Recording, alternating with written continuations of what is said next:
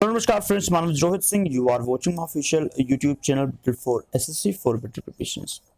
इस वीडियो में बात करेंगे यूपी बीएड प्रवेश परीक्षा 2021 के लिए 10 क्वेश्चंस आप लोगों को मिलेगा, जिसमें आप लोगों को 6 क्वेश्चन आपको एटलीस्ट सही करना है। ठीक है, तो ऑल इंडिया टेस्ट है, सभी लोग पार्टिसिपेट कर सकते हैं। मॉर्निंग में सुबह 10 बजे आपको ये वीडियो मिल जाया करेगा। डेली आप लोगों को ये टेस्ट देना है और अपना कमेंट बॉक्स में आपको बताना है कितना क्वेश्चन आपका सही किया है। आइए देखते हैं क्वेश्चन नंबर फर्स्ट। 10 क्वेश्चन में से फर्स्ट क्वेश्चन देखते हैं। कलिंग युद्ध किस वर्ष में हुआ था? कलिंग युद्ध, देखिए कलिंग युद्ध जो हुआ था वो सम्राट अशोक और कलिंग राजा चैत्र राज के बीच में हुआ था। किसके बीच में होता है? आप सबको पता है अशोक के बीच में हुआ था, लेकिन अपोजिशन कौन था? चैत्र राज। ठीक है, चैत्रराज कलिंग के राजा चैत्रराज और युद्ध में सम्राट अशोक के बीच में युद्ध हुआ था 1661 से लेकर 1662 के बीच में। ठीक है, 1661 बीसी से लेकर 1662 ईसा पूर्व में भुवनेश्वर से लगभग 8 किलोमीटर दक्षिण में दया नदी के किनारे हुआ था। तो कौन सी रिवर थी, किस रिवर के किनारे हुआ था? कभी कोई क्वेश्चन ये भी आ सकता है। तो दया नदी। ठीक है, कौन सी रिवर थी? दया नदी। तो दया नदी के किनारे ये युद्ध लड़ा गया था, कलिंग युद्ध, 1661 बीसी से 1662 बीसी के बीच में। ठीक है, आई होप आपको क्लियर हो गया होगा। नेक्स्ट देख लेते हैं। निम्न में से किनके सिक्के संगीत के प्रति उनका प्रेम दर्शाता है? किसके सिक्के दर्शाता है? देखिए गुप्त वंश के शासक समुद्रगुप्त मौद्रिक प्रणाली का पिता कहते हैं और भारत को सोने की चिड़िया का नाम देने वाले गुप्त वंश का इतिहास उनके सिक्कों के रूप में दिखाई देता है। किसमें दिखता है? सिक्के में दिखता है।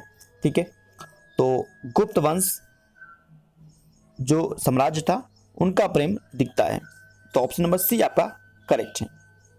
आइए क्वेश्चन नंबर 10 देख लेते हैं। भारतीय नेपोलियन के नाम से आमतौर पर कौन सा हिंदू राजा प्रसिद्ध है, विख्यात है? 10 नंबर का ऑप्शन नंबर राइट आपका है समुद्रगुप्त। भारत का नेपोलियन किसे कहते हैं? समुद्रगुप्त को। ठीक है, ऑप्शन नंबर बी आपका करेक्ट है। नेक्स्ट देखते हैं। मिहिर भोज राजपूतों के किस कुल से संबंधित हैं? मिहिर भोज राजपूतों के किस कुल से संबंधित हैं? तो प्रतिहार कुल से संबंधित हैं। Option number A. प्रतिहार वंश का महंतम राजा कौन सा? सर्वश्रेष्ठ राजा किन्हें गिना जाता है? भी बोल सकते हैं। ठीक है, ऑप्शन नंबर सी आपका करेक्ट है 12 का। नेक्स्ट देखते हैं। गीत गोविंद के रचयिता कौन है? गीत गोविंद के रचयिता हैं जयदेव। ठीक है, ऑप्शन नंबर बी आपका करेक्ट है। जयदेव की काव्य रचना है गीत गोविंद। गीत गोविंद में श्री कृष्ण की गोपियों के साथ रासलीला आदि का वर्णन मिलता है। ठीक है, तो गीत गोविंद आपको समझ में आ गया होगा किससे रिलेटेड है। 14 नंबर देखते हैं। पुराना किला किसने बनवाया था? पुराना किला किसने बनवाया था? किसने बनवाया था डियर? शेर शाह सूरी ने। पुराना किला लाल बलुआ पत्थर से बनाया गया है और 1541 में 1541 ईस्वी में शेर शाह सूरी ने बनवाया था। पुराने किले में 3 दरवाजे हैं, जिसे हम एक बोलते हैं हुमायूं दरवाजा, एक बोलते हैं तलाकी दरवाजा और एक बोलते हैं 12 दरवाजा। तो 3 दरवाजे हैं। 1540 ईस्वी में किस युद्ध के पश्चात हुमायूं को हिंदुस्तान से बाहर कर दिया गया था? तो 1540 की किस युद्ध के दौरान यह हुआ था? तो कन्नौज युद्ध के दौरान। 17 मई 1540 को हुमायूं और शेर खां के बीच कन्नौज में एक युद्ध लड़ा गया, जिसमें शेर खां की जीत हुई और दिल्ली पर अफगानों का शासन स्थापित हो गया और हुमायूं को कहां भागना पड़ा था? ईरान। तो हुमायूं ईरान चला गया था युद्ध को हारने के बाद।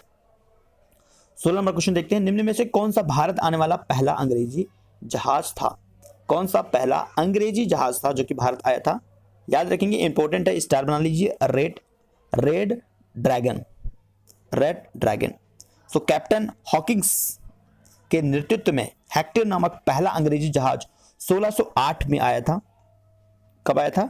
1608 में कैप्टन हॉकिंस के नेतृत्व में।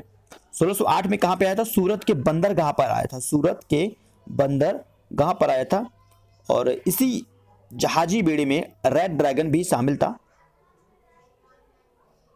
आइए मूव करें नेक्स्ट क्वेश्चन।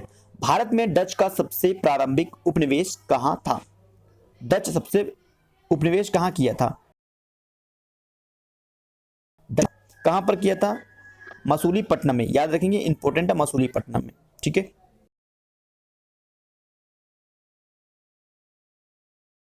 पर आपको मिला 10 में आपको कमेंट बॉक्स में कमेंट करना है। ठीक है, कमेंट बॉक्स में ये डेफिनेटली आपको करना है। और चैनल पर अगर आप पहली बार आते हैं, चैनल को सब्सक्राइब कर सकते हैं लेटेस्ट अपडेट्स के लिए और अपनी प्रिपरेशन के लिए। Thank you for watching this video. Next video फिर से मिलते हैं, तब तक के लिए धन्यवाद फ्रेंड्स।